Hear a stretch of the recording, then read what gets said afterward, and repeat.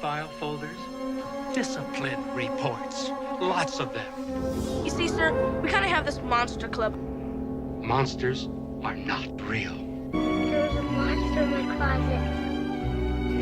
Ooh, scary monster!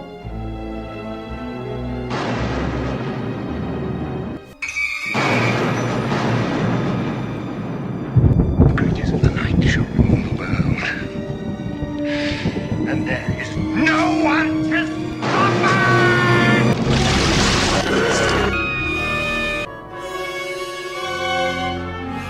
I think there's monsters, like real ones. I think he was a werewolf. Mummy disappeared from the museum tonight. And guys, Dracula might be here too.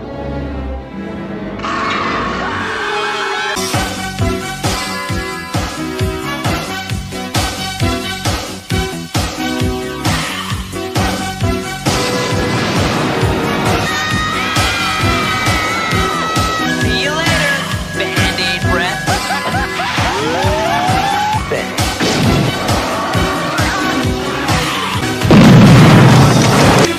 With Monster Squad.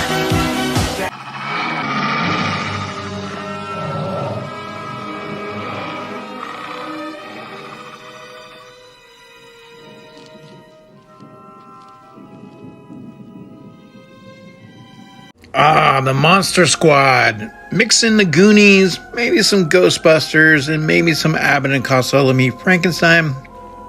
And you get that cult classic, The Monster Squad. Now, when you have Dracula, Frankenstein, the Wolfman, and a creature that comes out of the water, and the mummy, so the Monster Squad obviously paying tribute to Universal's iconic horror movies of the 30s, 40s, and 50s. However, the studio passed on producing the film, which was ultimately picked up by TriStar.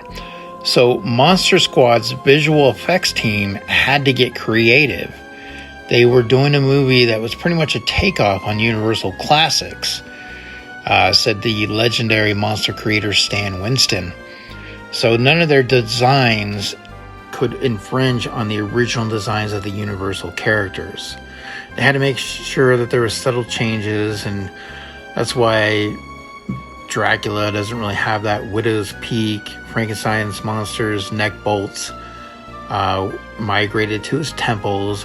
Plus, the Wolfman had more pointy ears. Now, the actor who played the mummy, basically, he had a friend point out an unusual casting advertisement in Variety magazine. It said, looking for an extremely thin actor on the verge of anorexia. So he recalled that he went to the studio right away, and after showing off some creepy gestures, he won the part of the mummy. Now, Ashley Bank, the 5-year-old who played Phoebe in the movie, she actually was going to be in Fatal Attraction. But basically, Monster Squad made her an offer first, and her parents wanted her to have more fun, and it was a bigger role. Plus, it was going to be a kids' movie. But she did get a nod to possibly be in Fatal Attraction. Now, Liam Neeson, who's a big actor today, was an actual relative unknown back then in 1986. And he was a struggling actor, but he decided to try out for the horror movie. And he actually nailed his audition with a superb take on The Count. And they thought for sure that they were going to hire Liam Neeson to play Dracula.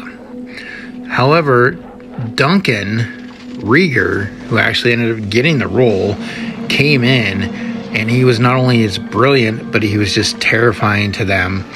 And 20 years later, Wizard Magazine said that Duncan Rieger was one of the greatest Draculas of all time. Now, an early draft for the script involved Van Helsing coming in fighting Dracula with machine guns. And basically he was going to lay siege at Dracula's castle on a Zeppelin with machine guns. Racing out to meet him would be 40 vampire brides riding horses, which obviously would be a lot of fun to see this. But they're like, we can't make this. This is the first 5 minutes of the movie, and we already spent $100 million.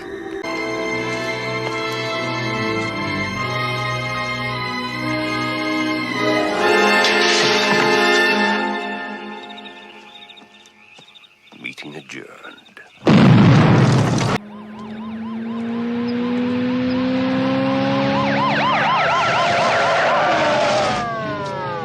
You want to see crazy? I'll show you crazy. Well, if you look at the house closely, there was also another movie in 1987 that came out, Lethal Weapon. And that's right, that is Murtaugh's house from Lethal Weapon.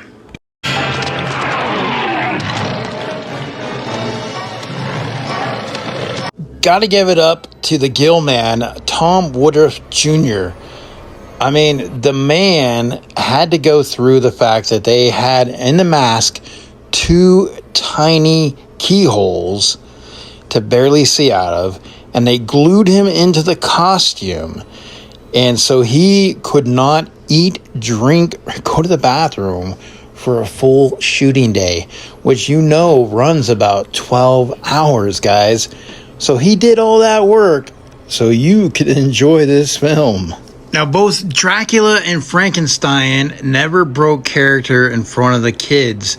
Tom Noonan, who played Frankenstein's monster, made it a point to never greet the young stars with anything more than a grunt, and he never let them see him without his monster makeup. Now, the actor who played Dracula also stayed in costume around the children, yet he did make one minor adjustment. And that was near the end of the picture. The script calls for Dracula to lift up Phoebe by the chin. As he clutches her, his teeth sharpens, his eyes redden, and he lets loose a mighty hiss. To really get a good scare out of her, he made sure that she never saw him wearing his fangs or crimson contact lenses.